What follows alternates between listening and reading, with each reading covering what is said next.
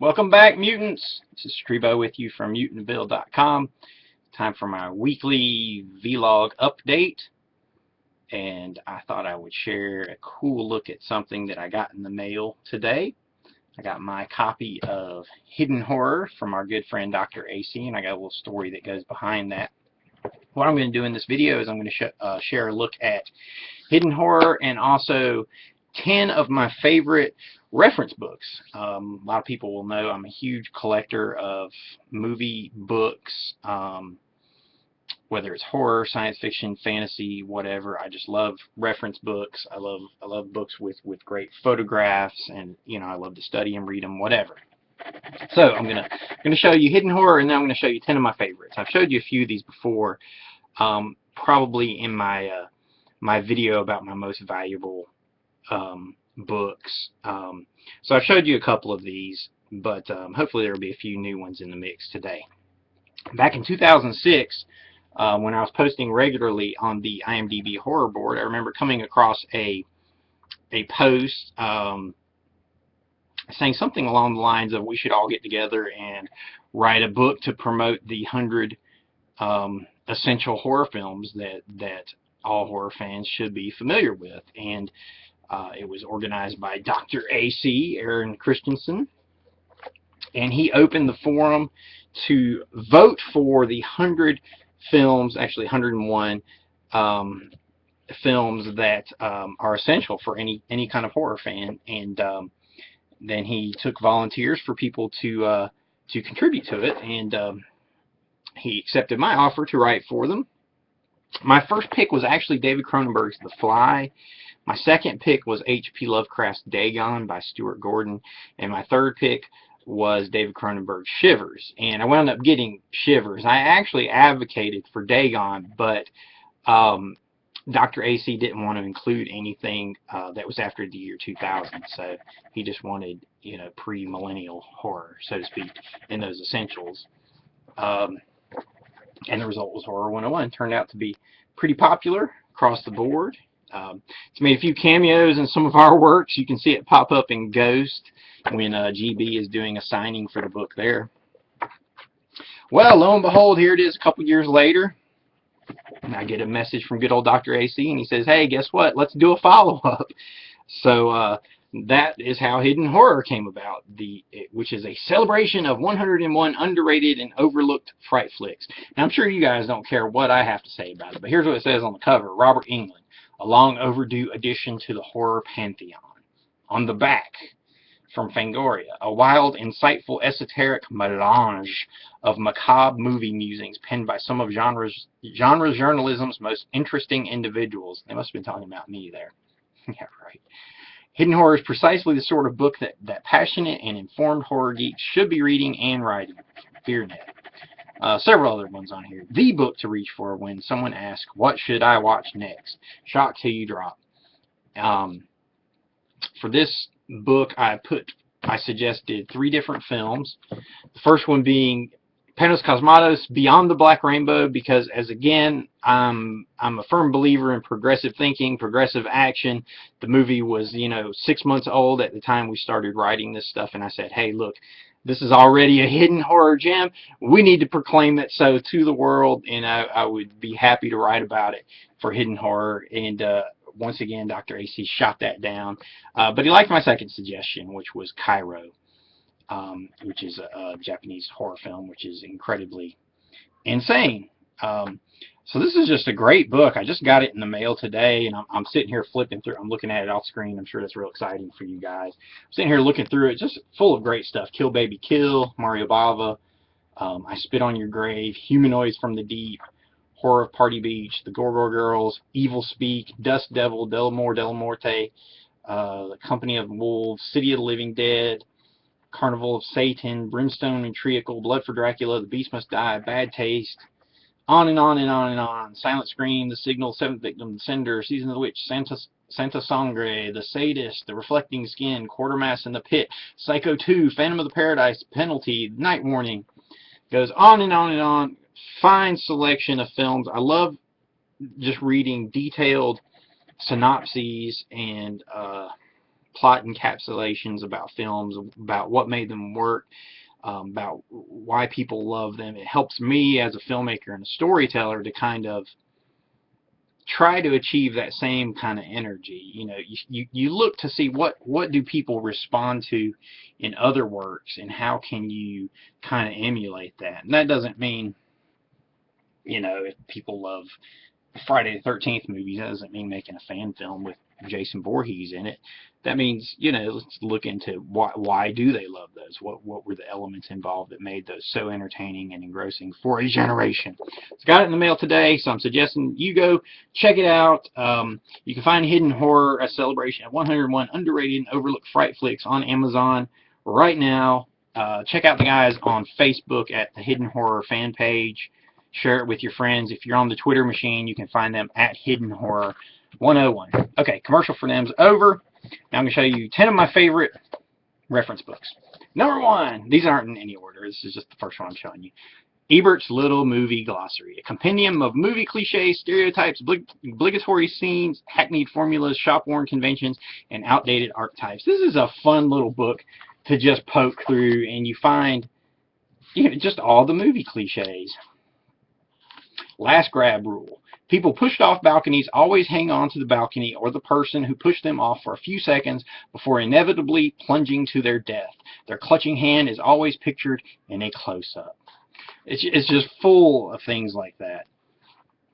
Explosion ESP. The character always knows whether the crashed or smoldering vehicle they are in will explode.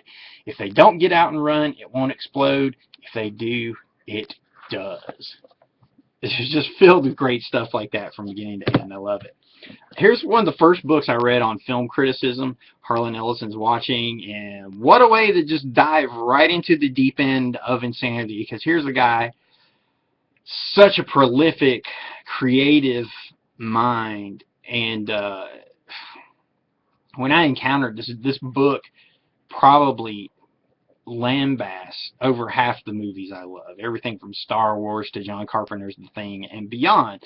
But those are the kind of things you want to hear. You want to hear, why does a guy like Harlan Ellison hate something like Star Wars?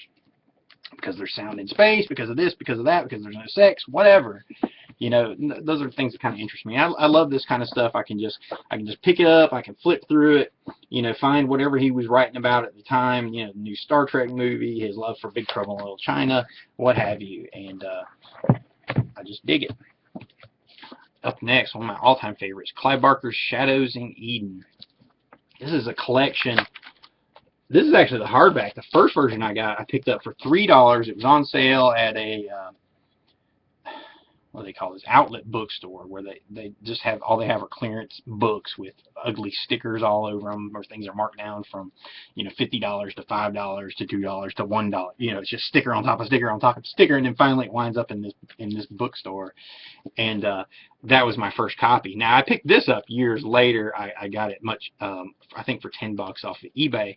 And it's just because I love the paperback version, which I've marked up with you know, markings and notes, because it's full of pretty much every interview conducted with Clive Barker up until the Hellraiser time. I don't think they cover, no, they cover Nightbreed. Okay, and Nightbreed, which I guess is why I'm wearing the shirt, to help promote my buddy Michael Plumitti's efforts to bring Nightbreed to TV. You know, normally I'm not a mark where I promote anybody else. You'll just see me wearing MVP shirts, but I'll give them a shout out this time. And this is just phenomenal. The pictures are great. The interviews are fantastic. It's got a lot of Clive Barker artwork in here. And just the interviews alone are worth it. Like, there's an interview in here with Neil Gaiman, where Neil Gaiman interviewed Barker, and it was before Gaiman started writing. So you have this amazing conversation about horror and comic books between Gaiman and Barker, and I think Peter Atkins was also involved. This hardback copy actually has several color photos that the paperback version does not. That's actually a cover from the Hellraiser comic book. Sorry guys, I'm having a hard time angling this. I'm turning things around towards the webcam for you. It's good stuff, good stuff. You can grab that real cheap too. We're going to switch genres right quick. The Visual Encyclopedia of Science Fiction. A documented pictorial checklist of the sci-fi world concepts, themes, books, mags, comics, films, TV, radio, art, fandom, cults, personal commentaries by the greatest names in science fiction writing. And it is fantastic. It's just full of great illustrations, classic magazine covers. Try and get those angled up right. The whole thing, everything they talk about are just themes, motifs, concepts, science fiction ideas. Here's mutants and symbiotes discussed on that page. Exploration and colonies. These are the kind of things I just love to just devour. It's not something that I will necessarily, sit and read from page 1 to the last page, so to speak, but I'll dive into them when I'm trying to get stimulated for ideas, when I'm working on stories or what have you. So really good stuff there.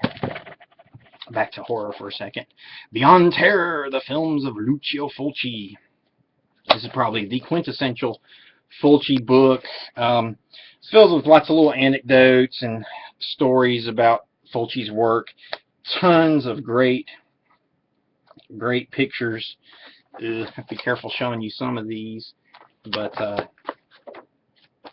absolutely just fantastic stuff. Just jam-packed book. This is a very hard to find book at this point. It's very rare. But if you ever come across a copy of it and you're a horror fan, pick it up. If you're a Fulci fan, it's definitely the book to pick up. It's just full of, all kinds of variations of one sheet. Like that looks like a tie one sheet for the Beyond.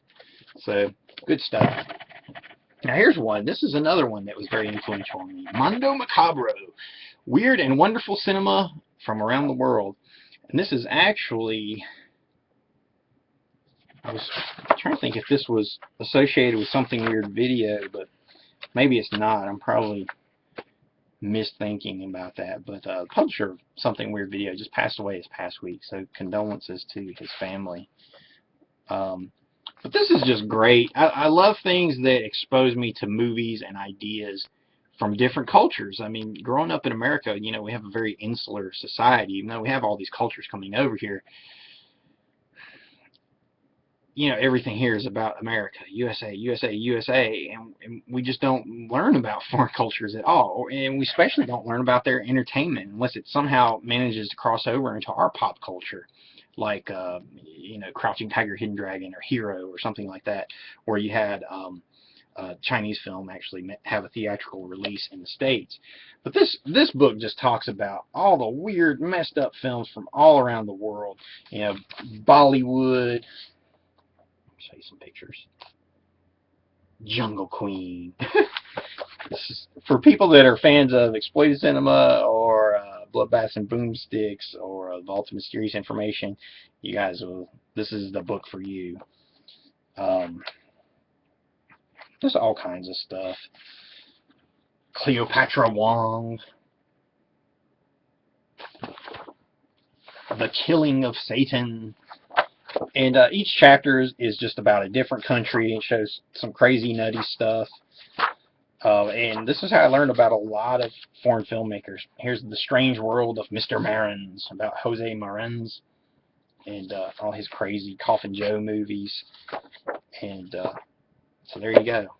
I love it. Love that kind of stuff. There's Lole on the cover, like from Chinese Superman or something. Okay, switching genres again.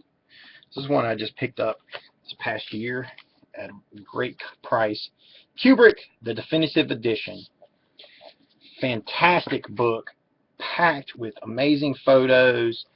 It's got interviews and retrospectives and behind-the-scenes stories and interviews with collaborators and all kinds of stuff through the whole book from beginning to end. But my favorite thing about it, being a visual storyteller, is that it's just filled with so many fantastic photos and stills. And, it's just a great way to continually study the compositions and the camera work of an amazing filmmaker, a non-pariah filmmaker like Stanley Kubrick.